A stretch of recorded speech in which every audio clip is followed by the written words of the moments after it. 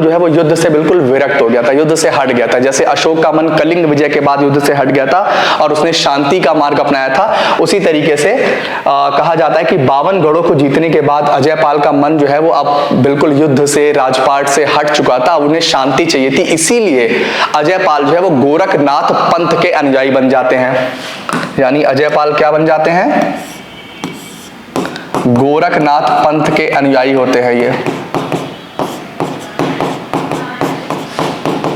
पंथ के अनुयायी होते हैं, फॉलोअर हो जाते हैं गोरखनाथ पंथ के। कौन? अजयपाल। ठीक है, यानी गोरखनाथ पंथ की स्थापना कौन कर रहा है? तो अजयपाल कर रहे हैं। कहां पर? गढ़वाल क्षेत्र में। ठीक, अब देखिए इन्होंने अपनी राजधानी भी बनाई थी। आप देखिए इन्होंने 1512 में जो राजधानी है वो देवलगढ़ बनाई।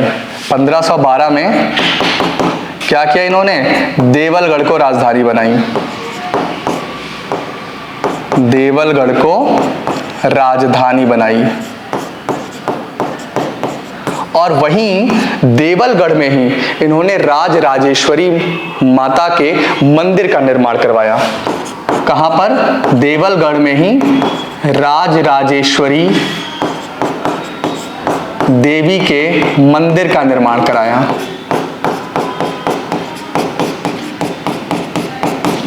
ठीक है, राज राजेश्वरी देवी जो थी ये परमार वंश के शासकों की कुल देवी कही जाती थी। ठीक है, तो देवलगढ़ में उन्होंने राज राजेश्वरी देवी के मंदिर का निर्माण भी करवाया। और आप देखेंगे कि इतना ही नहीं, जो अजयपाल हैं इन्होंने 1517 में दोबारा से राजधानी को श्रीनगर बनाया। 1517 में श्रीनगर को राजधानी बनाया। श्रीनगर को राजधानी बनाया। ठीक है, तो देखिए अजयपाल जो है वो मतलब जो जो उनके काम है, जो जो एग्जाम के हमारे पॉइंट ऑफ व्यू से काफी इंपॉर्टेंट है, उन सभी को डिस्कस कर रहे हैं। ठीक, ये कहा जाता है कि अजयपाल जो है वो सिकंदर लोदी के समकालीन हुआ करते थे। अजयपाल किसके समकालीन थे? सिकंदर लोदी के। यानी एक पॉइंट ये भी निकल के आता है। एक सेकेंड, अब क्या हो रहा है? ये क्या है? सिकंदर लोदी के समकालीन है।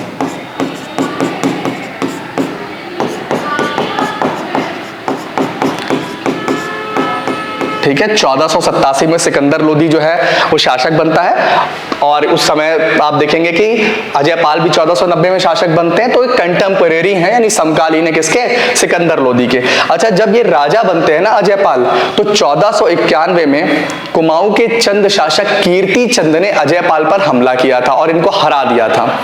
ठीक है, लेकिन बाद में अजयपाल जो है कहा जाता है कि तपस्या करते हैं अपनी कुल देवी की, और तपस्या करने के बाद दोबारा से ये कुमाऊं पर हमला करते हैं और कीर्ति चंद को दोबारा दूसरे युद्ध में हरा देते हैं।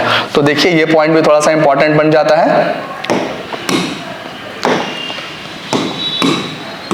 1491 में कीर्ति चंद ने अजयपाल को हराया। अजयपाल को हराया। कब हराया? 1491 में हराया। अजयपाल को और देखिए क्या क्या बोला जाता था। अजयपाल को और भी कई नामों से भी बुलाया जाता था, उसको भी देखते हैं। देखिए अजयपाल को जो है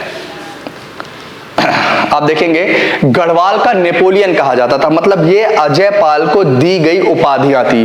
क्या क्या उपाधियां थी अजयपाल को जो दी गई थी? उसको जो है गढ़वाल का नेपोलियन भी कहा जाता था। अजयपाल जो है गढ़वाल का नेपोलियन है। ठीक है, इसको कहा क्या जाता था? गढ़वाल का नेपोलियन कहा जाता था।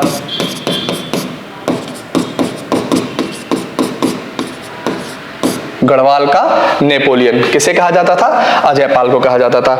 इसके साथ साथ अजयपाल की तुलना भीम से, श्री कृष्ण से, इंद्र से, ठीक है, और युधिष्ठिर से की गई है। अजयपाल की तुलना किस किस से की गई है?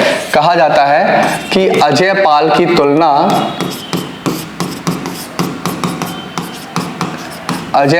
तुलना भीम से,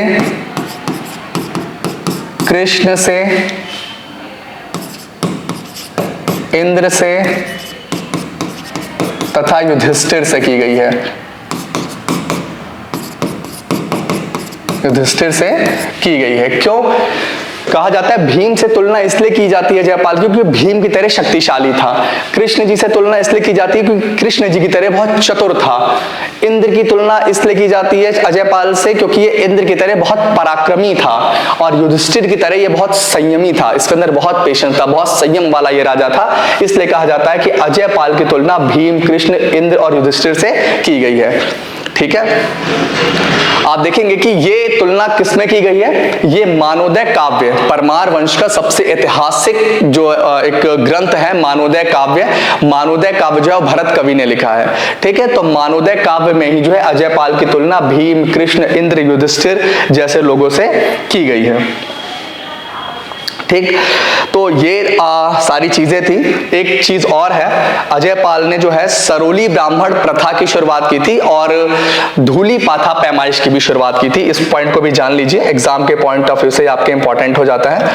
किस किस की शुरुआत की थी अजयपाल ने, इसको भी जान लेते हैं थोड़ा सा। देखिए ये एक पॉइंट आया निकल के यहां से कि अजयपाल ने सरोली ब्राह्मण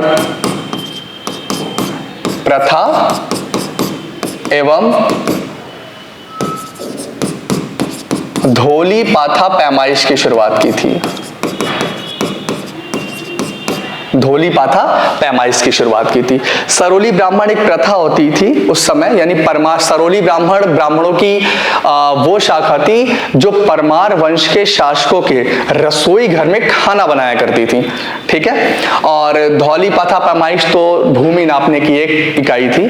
ठीक है, तो ये अजयपाल के बारे में ये सारी चीजें आपको पता होनी चाहिए। एग्जाम में जो है आपसे इन सभी से संबंधित क्वेश्चंस कहीं से भी फ्रेम किया जा सकता है। ठीक है, तो आज हम लोगों ने देखा कि किस तरीके से गढ़वाल वंश पे परमार वंश की स्थापना होती है, गढ़वाल पे मतलब परमार वंश की स्थापना होती है, और इनके पहले राजा कनकपाल के बारे में जाना, 24वें राजा सोनपाल और 28वें राजा लखनपाल के बाद जो है, लखन देव के बाद जो है हम लोगों ने 37वें राजा अजयपाल को डिस्कस किया। ये अजयपाल इनके 37वें राजा है, ध्यान रखिएगा आप लोग। ठीक है, तो आज की क्लास में सिर्फ इतना ही।